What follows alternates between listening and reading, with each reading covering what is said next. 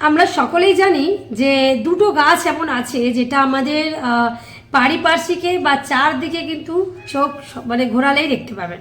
সেটা হচ্ছে বট গাছ আর অশ্বত্থ গাছ। আর এই দুটো গাছ অনেকে বাড়িতে রাখতে চান না, অনেকে আবার এটাকে ঠাকুরের জ্ঞানে পুজো করে।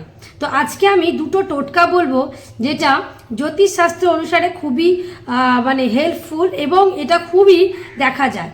তো আমি কিন্তু এটা নিজের মতবাদে এটা বলছি না, এটা আমি জ্যোতিষশাস্ত্রের কিছু নিয়ম যেটা একদম সামনাসামনি আমাদের আসে এবং আমি এটা জেনেছি তাই আমি তোমাদের সাথে শেয়ার করলাম। তোমরা চাইলে এটা অবশ্যই করে দেখতে পারো। তার মধ্যে প্রথমেই হলো যে বট গাছ নিয়ে একটা টোটকা বলবো, আর দুটো তিনটে টোটকা আমি বলবো। তো তার মধ্যে প্রথমেই হলো হচ্ছে কি, আমাদের যেটা প্রথম দরকার, আমাদের জীবনে শনি ও রাহুর প্রভাব কিন্তু সবথেকে বেশি। তো এই শনি ও রাহুর প্রভাব কাটাতেই যেটা করতে হবে সেটা হলো প্রতি শনিবার বট গাছের শিকড়ের কাছে বিকেলবেলা করে বট গাছের শিকড়ে কাঁচা দুধ, জল আর কালো তিল এই তিনটেকে মিশিয়ে ওই বট গাছের গোড়ায় আমাদের অর্পণ করে মনোকামনা পূরণ করতে হবে। দ্বিতীয়ত, আমাদের কম বেশি সবারই আর্থিক অনটনের মধ্যে যেতে হয়। তো এই আর্থিক অনটন বা টাকা পয়সার খামতি দূর করবার জন্য যেটা করতে হবে সেটা হলো একটা বট গাছের পাতা নিতে হবে।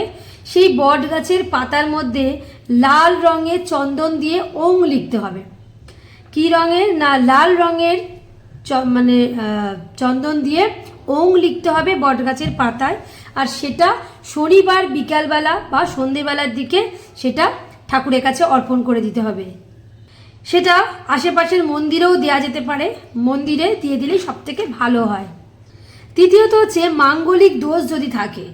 মাঙ্গলিক দোষ অনেকেরই থাকে, যার জন্যে বিয়ে থা আটকে যায় বা একটু প্রবলেমে পড়তে হয়। তো এই মাঙ্গলিক দোষ কাটবার জন্য প্রতি মঙ্গলবার জল আর বটগাছের কিন্তু পুজো করতে হবে। প্রতি মঙ্গলবার করে বট গাছের গোড়ায় জল দিতে হবে এবং পুজো দিতে হবে নিজের মনের মতো করে, আর নিজের সমস্ত মনোবাঞ্ছা পূরণ করবার জন্য সেখানে প্রার্থনা করতে হবে।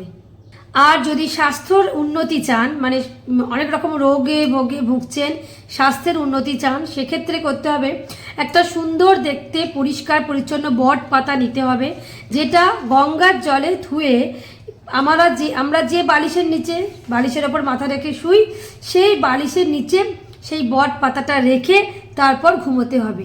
এই চারটে টোটকা যেটা বললাম, এই চারটে টোটকা যদি আমাদের যে প্রবলেমগুলো আছে সেই প্রবলেম মানে মেন যে প্রবলেমগুলোতে আমরা ভুক্তভোগী সবাই কম বেশি, তারা যদি এটা মেনে চলে তাহলে আমার মনে হয় এটা ভালো হবে। তো আমি তো ট্রাই করব, আপনারা ট্রাই করুন, তারপর সত্যি ফল হচ্ছে কিনা অবশ্যই আমায় কমেন্ট করে জানবেন। তাহলে আমি যে জ্যোতিষের জিনিসগুলো আমি কারুর থেকে পড়ে জানতে পারছি সেটা তাহলে আপনাদের সাথে শেয়ার করার একটা ইচ্ছা আরও বেড়ে যাবে। কারণ অনেকেই বলতে পারেন যে আমি কেন এগুলো বলছি, আমি কি জ্যোতিষী? না, একদমই নয়, আমি তো জ্যোতিষী নই, কিন্তু আমিও ভালো যারা জ্যোতিষী রয়েছে তাদের কাছের থেকে যখন কিছু টিপস আমি পাই এবং দেখতেও পাই, তো সেইগুলো তখন মনে হয় যে আমার সাথে সাথে আমি যদি অন্য কাউকে শেয়ার করি তাহলে হয়তো তার একটু হলেও লাভ হতে পারে। আর আপনাদের যদি ইচ্ছে না হয় আপনারা একদমই সব করবেন না, সবটাই মনের ওপর নির্ভর করছে এবং যদি করেন হয়তো ভালোই হবে। চলুন, দেখা হচ্ছে।